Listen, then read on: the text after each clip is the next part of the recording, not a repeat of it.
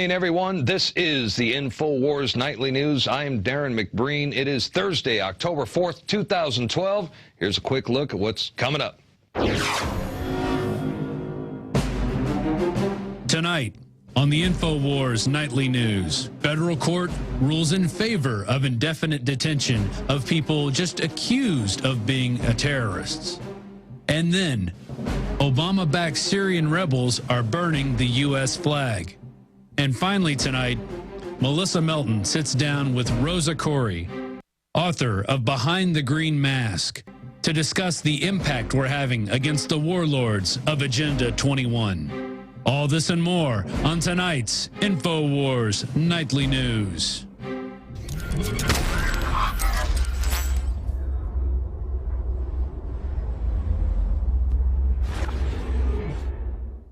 Now we begin this evening with an alarming setback in the fight against the National Defense Authorization Act, as a federal court has just ruled in favor of indefinite detention of U.S. citizens. So the NDAA controversy continues. A federal appeals court ruled in favor of the Obama administration's blatantly unconstitutional law. They can once again detain anyone the government considers a threat forever. And I can imagine the look on some of our audience's faces right now, as many of you are probably thinking to yourselves, wait a minute, I thought that this indefinite detention of U.S. citizens, I thought this provision was blocked permanently. So what the hell happened? Well, it was permanently blocked beginning last month by a district judge who rightfully declared the law unconstitutional.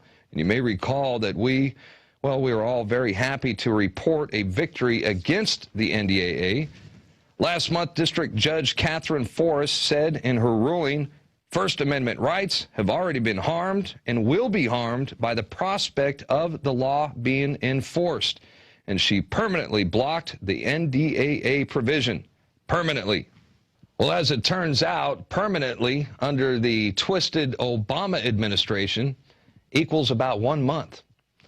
And wouldn't you know it, Obama moved to appeal the decision the very next day and demanded that they reinstate the indefinite detention provisions.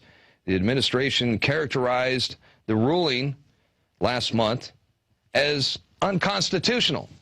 So once again, it feels like we are living in the Twilight Zone, or perhaps George Orwell's 1984, because only in an Orwellian society would a president declare that a judge's block on indefinite detention of U.S. citizens to be considered unconstitutional. I mean, seriously, is there no end to the madness? And who were the judges who ruled in Obama's favor, might you ask? Well, all three of them were appointed to the appeals court by Obama himself. That's right. They granted the Obama administration what they call an emergency stay that temporarily blocks last month's ruling. The team of judges wrote in a 3-page order to expedite the appeal. We consider that the public interest weighs in favor of granting the government's motion for a stay.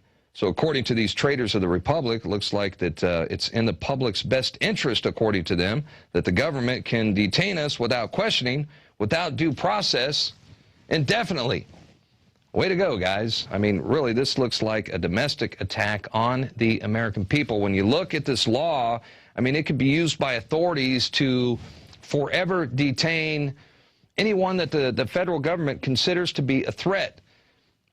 You know, people that are in different political groups, protesters, demonstrators, journalists, whistleblowers, you name it.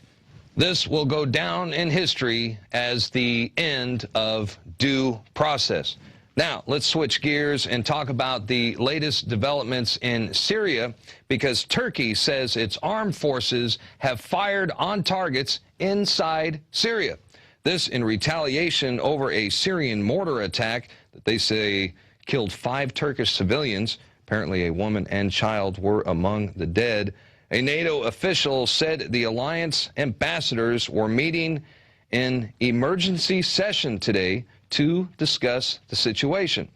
And I think it's important to point out that the UN and the United States, well, they're the ones that basically armed the Syrian rebels to begin with. something, of course, the mainstream media has failed to talk about. Now, the White House has signed off on over $76 million in humanitarian aid that has gone directly to Syrian opposition forces. In addition, Obama recently rubber-stamped a separate deal to use taxpayer money to support Syrian rebels with non-lethal aid. Meanwhile, even the New York Times, well, even they admit that the CIA is helping the rebels on the Turkish border with heavy weaponry. Yeah, like 14 ground-to-air Stinger missiles, for example. So we've also showed you the London Guardian reports that say al-Qaeda militants meet every day with Syrian rebels in order to train them on how to build bombs. We've also known about the, they use their prisoners as suicide bombers. And have you seen the Syrian rebels? They're routinely photographed wearing al-Qaeda gear. And I know we've all seen the numerous YouTube videos that show opposition forces flying the al-Qaeda flag. So again, al-Qaeda forces in Syria fighting hand-in-hand with Syrian rebels, backed by the UN, backed by the U.S., and your tax dollars. And when some of these Syrian rebels launch an attack against Turkish civilians, well, the United States gets angry, NATO gets angry, and they have to have an emergency session. Even Hillary Clinton is getting upset. She claims to be very angry, and she has stated that Washington is outraged at the Syrian mortar strike on Turkey, a fellow NATO alliance member. And, well, she will speak with the Turkey government to discuss what they must do next. So again, U.S. Secretary of State Hillary Clinton is outraged by the recent behavior of the U.S.-backed Syrian rebels. Let me tell you something, you don't want to mess with Hillary Clinton when she's angry, because I actually did some research on the internet last night and I found some angry Hillary Clinton photos, and when she's pissed off, she looks downright scary. Here's a look what I'm talking about. Well, she definitely doesn't look very happy right there. Ooh, that's an angry look. That'll give you chills. This one looks like it came straight out of a classic horror movie, you know. And I think that's through Bill Clinton's eyes right there. That's what she looks. That's not angry. I think she just passed gas. I think that's what that is. And not sure what this one means. Maybe an angry kiss. I don't know. What's next? And I don't know, maybe some of you can mark the YouTube time code, come up with your own caption for that one. And oh, okay, I've gone too far. Try to ignore that one. And oh, this one's my favorite. Pause this one, Marcos, because this one is crazy. I mean, this is proof that there is one person capable of looking more angry, more pissed off than even Hillary Clinton, and that's Barack Obama. I mean, check out Obama's face in this picture. He looks like he's about to slap Hillary right upside her head. I wonder what happened. No doubt some tension there. They say a picture is worth 1,000 words. In this case, perhaps several thousand page views on YouTube. Well, it's always fun and it's easy enough to make fun of Hillary Clinton, but in reality, this is some serious stuff that we are talking about here. And now we learn from an article that was recently posted by Paul Joseph Watson that the assault on Syria matches the Brookings Institute regime change strategy. The article featured now at Infowars.com. Following today's authorization by Turkey to conduct military attacks inside Syria, a move that is basically a declaration of war, we now learn that the assault on Syria is beginning to match precisely a strategy outlined by the neoconservative Brookings Institution to achieve regime change. Yeah, the Brookings Institute is widely acknowledged as the most influential think tank in the United States. And it has outlined a plan to use humanitarian concerns, basically a Trojan horse disguised as an ambulance, as a manufactured justification to conduct military operations in Syria. And even after Turkey retaliated yesterday, the strikes have continued this morning and today, and, well, probably as we speak. And we have now learned that the Turkish parliament convened to authorize military cross-border operations into Syria. And this means ground forces. This means war. And, you know, this could escalate. Look, the United States and NATO, they're on Turkey's side, even though they armed, you know, the Syrian rebels who launched the attack against the Turkish civilians. You know, this has false flag written all over it. But as we all know, Russia is on Syria's side. And that has a potential conflict with Russia. Well, that conflict is all too real. Let's hope it doesn't happen. And while Turkey is authorizing and conducting military strikes inside Syria and killing Syrian troops, not to mention having headquartered, trained, fund, and armed militants to carry out terrorist attacks inside Syria, their political leaders are claiming that they are not at war. It kind of reminds me of that scene from, you know, the movie Mars Attacks, where the aliens are telling everyone, you know, don't run, we're your friends. And at the same time, they're bombing everyone and destroying the city. Yeah, it kind of reminds me of that. So again, that story is available right now on Infowars.com. Another interesting related article by Tony Cartolucci, Turkey attempts to trigger war versus Syria. Also, well worth the read, so turn off your televisions and get informed. Infowars.com, the website. And it looks like this may be the final domino to fall in a coordinated effort to take down both Syria and Iran. I mean, you know, as a wider and far more deadly war is now coming into view as Iran gears up for an attack by either the U.S. or Israel or both at the same time. And the U.S. and its partners escalate proxy wars inside Iran and Syria and fan the flames of a conflict in northern Africa. The global elite and their corporate and bankster partners are determined to force on Iran the same fate suffered by Iraq. And, yeah, well, invading Iraq was kind of like, I don't know, kind of like going to war with Ethiopia. I mean, basically, Iraq had no army to speak of. They had no navy. Their military was completely depleted, especially following Gulf War I and 10-plus years of sanctions. They were basically defenseless. But Iran's not going to be a cakewalk. Iran, that is a different story. I mean, these guys, you mess with them, these guys are ready to rumble. They are heavily armed and equipped and determined to defend themselves once provoked. And, you know, we know Russia and China could very well end up on their side. After all, Russia, they are completely encircled by the United States right now, and they're not too happy about it. So we are definitely seeing wars and rumors of war. All right, here's an update on the Philadelphia police officer who struck the woman during a public event over this last weekend. And it looks like the officer is going to be fired, and charges against the woman will be dropped. Good news indeed. Finally, a police commissioner with a moral conscience. Let's take a look at the incident that was captured on video. The video shows Josie taking a swing at Aida Guzman. She had sprayed some silly string at officers at the Puerto Rican Day festivities Sunday. Someone else apparently threw some other liquid, but Josie went to her first, hitting her in the face, dropping her to the ground. She was taken away in cuffs, charged with disorderly conduct. That charge has now been dropped. And Josie, well, Fraternal Order of Police leaders say they will fight his punishment. Now, Philadelphia Police Commissioner Charles Ramsey, he will take a commissioner's direct action, is what it's called, against Lieutenant Jonathan Josie, that a-hole officer that you just saw hit the woman in that video.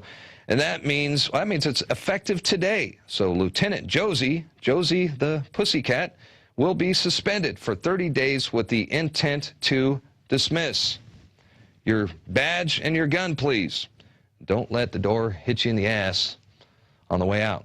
Hey, that's going to do it for the first half of our program. We're going to take a quick break, but when we come back, our very own Melissa Melton is going to sit down and talk with the author of Behind the Green Mask, UN Agenda 21, one of our favorite guests on this show. That's Rosa Koire. That's up next on the Infowars Nightly News, so stick around.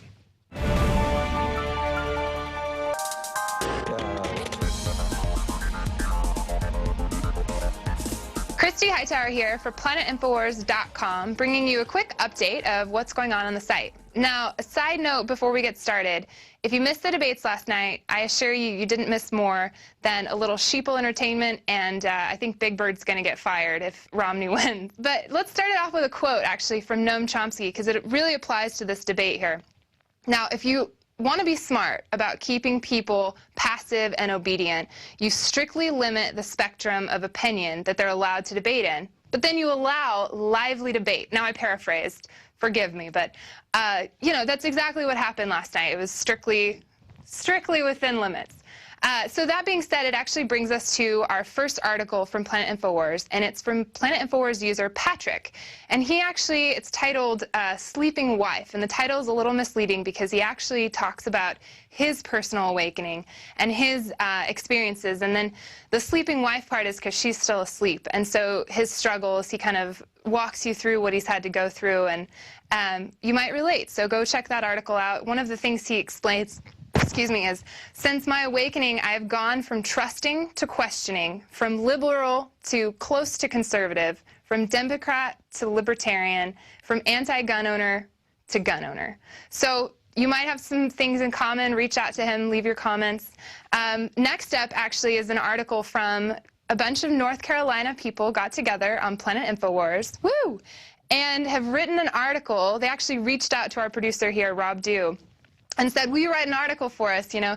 And they titled it Fluoride Fighting in Raleigh, so in Raleigh, North Carolina. Now, this is actually an article about them getting together and fighting against the fluoride that's being put in their water.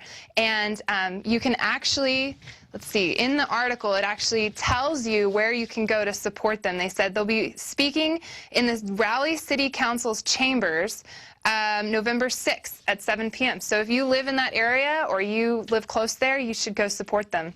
And take a look at this. Their hard work paid off. They're actually featured on the Infowars.com main page. So great job, North Carolina activists.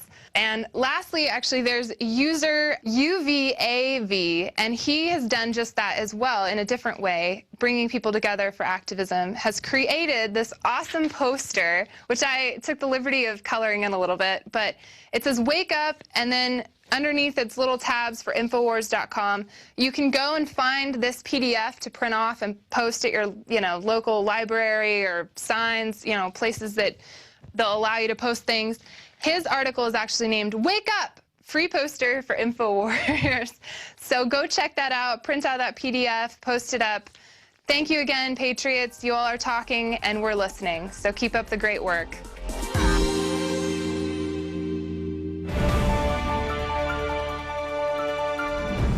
I'm Melissa Melton, back with Infowars Nightly News. In just a sec, I'm going to talk to Rosa Koire, author of Behind the Green Mask U.N. Agenda 21, available at InfowarsShop.com.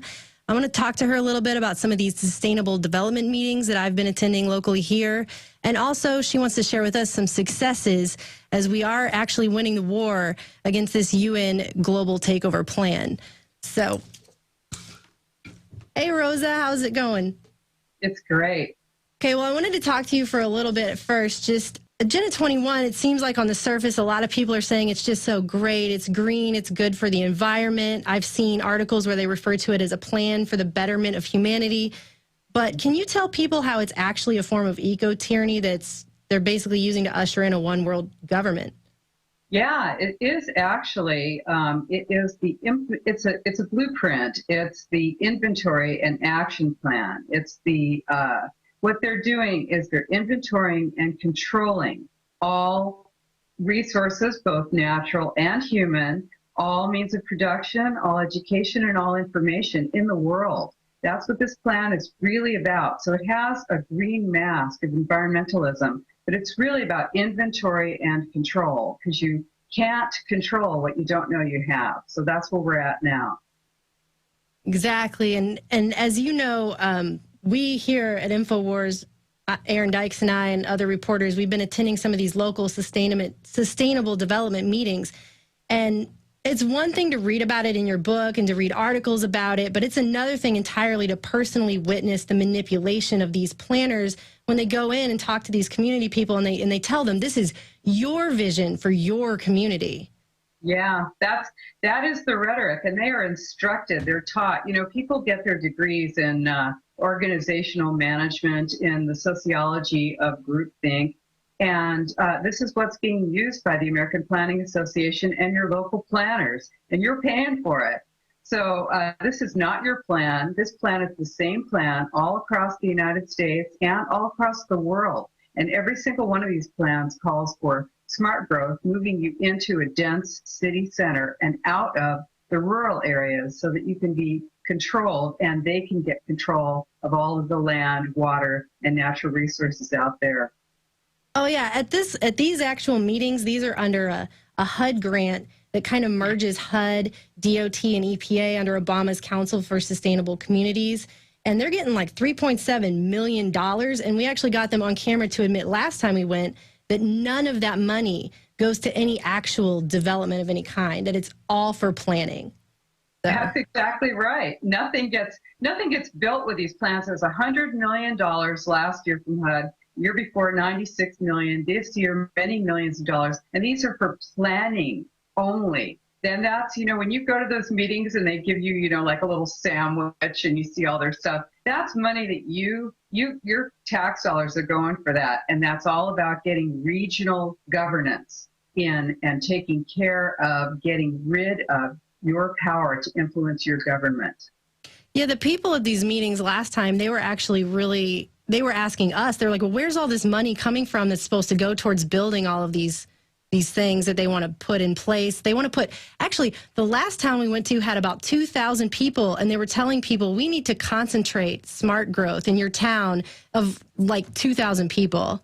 Yeah, this is typical. I mean, you'll be out in, you know, nowhere basically, and they'll be like telling you that you have to put high density development on your 1 block long street. You know, so this is really about getting people, what they'll be doing is moving people out of rural and suburban areas into the interim holding cities, and then from there into the higher density mega cities. And those are, you know, this is what you're seeing now. This is what these regional plans are about. It's about erasing jurisdictional boundaries.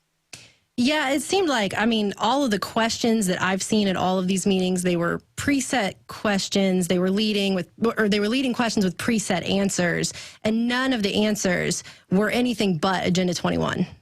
That's right. You know, they'll say, do you want business as usual? It's like, oh, you're so bad. That's where you live right now. You live in a house, you live out in the suburbs, or you live in a rural area. Business as usual. That's so bad. But you really want planned future, and that's what they're giving you, your planned future, you know, living in a, basically, like you said, in a, basically an apartment the size of a 1-car garage, but you're saving the planet. So that's how they get you.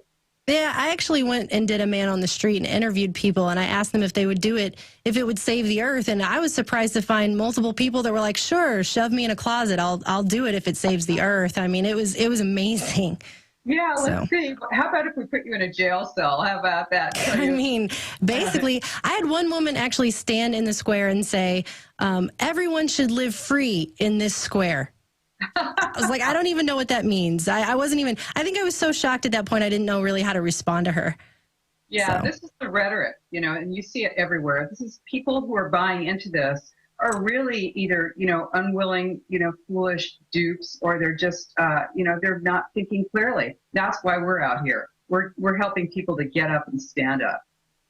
Well, I know that I've read a little bit about some planning meeting boot camps, Planning Association boot camps, and you had mentioned you had a scoop on that.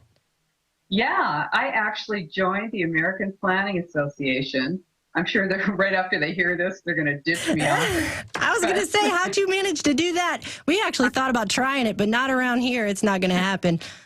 I know. Well, I was amazed I was able to do it, and I did pay, and I got, you know, I got the American Planning Association Communication Boot Camp, 12 weeks long of webinars and guidebooks and how to manage people like us, how to shut us down. How to put us all in jail cells and take over the earth. Sounds fascinating.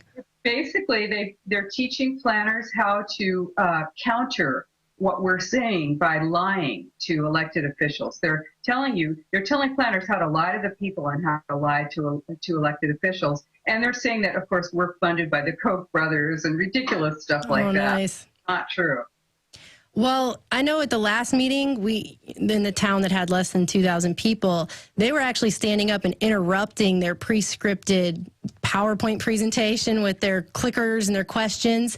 And it was really throwing them off. They were getting, I don't know if they've done the boot camp yet, because apparently they don't know how to handle that when the townspeople actually stand up and say, hey, I mean, we had one guy stand up and say, this isn't cool. You've got 4 questions coming up and all of the answers are bad. What do? I don't want any of these. And they were like, oh, you can just handwrite something in. We'll take it into consideration. And it was pretty obvious that was not going to happen. So. Yeah, that's exactly what you're instructed to do. They're like, oh, yeah, you write that on a Post-it. We'll be sure and put it in the round file later after you. Yeah, and this is, exactly what's happening all across the nation. More and more people, we're really getting a lot more people who are aware of this. And it's having a difference. It's really making a difference. You got to show up, you got to speak out, and you've got to anti-Delphi these meetings. Well, you had actually mentioned some successes. Did you want to talk about those a little bit? Yeah, actually, we've got some great successes around the nation. And, you're not going to hear this in the mainstream press, or if you do, it's going to be totally skewed. But just the other day in Gaston County, North Carolina, they refused to participate in Connect Our Future, which is 14 counties. They refused to be part of that $5 million HUD grant. And then happened again in Rochester, New Hampshire. They refused to participate in Granite State Future. That's another HUD grant, $3.5 million HUD grant for 9 regional planning commissions. And people are getting hip to it. The commissioners, you have to assist your elected officials in understanding what's going on. And that's exactly what happened in Baldwin County, Alabama, last month when the county commissioners rejected their Horizon 2025 comprehensive plan and said, hey, you know what? This is going to take private property rights, and we are not going to support it. But it can't happen without you. You've got to show up and be there to make that happen.